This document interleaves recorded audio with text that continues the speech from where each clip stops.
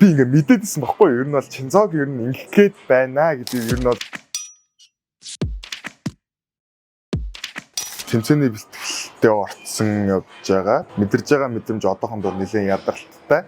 Тийм цоглог бол биш байгаа. Гэхдээ ер нь бол зөвлөгөөнүүдээс бол манай ээжийн зөвлөгөө юм байна. Бити олон юм руу хандаарай. Нэг л юмаа барьж аваарай. Тэгэхгүй бол дараа нь ингээд боломжуудаа бол алдсан шүү гэж манай ээж хэлж ирсэн. Тэгэл нүдэн нээгээл яг өглөө өлний илгэн дээр ер нь бол ашигтай бактери уугаад миний хотод жоохон нэлээд эмзэг хотод. Тэгээ ер нь ашигтай бактери ууж иж ер нь ингээд өдрийг ингээд хоолуудаа ч юм уу ингээд цаана ард ардаас ингээд оруулах гэдэг зөөлөн тухтаа болгож өгдөг. Тэгээд бэлтгэлийн хувцсуудыг баглаад хоолуудаа багаж аваад тэгээд ер нь бэлтгэл рүүгээ л явдаг тийм юм лөө. Сэлэнгэд эмээдрээ өссөн сэлэнгийн алтан булаг сумын хүүхэд байгаа. Хамгийн гоё нэг бөөнөрөө ингээд гэр бүлэрээ ингээд яваад нэг тэргээ дүрээл чин битантаа усаа дүүрэх гээл хамт гоё хөвгөлтэй л явж байгаа. Тэр бол хамгийн гоё төсөн чинь.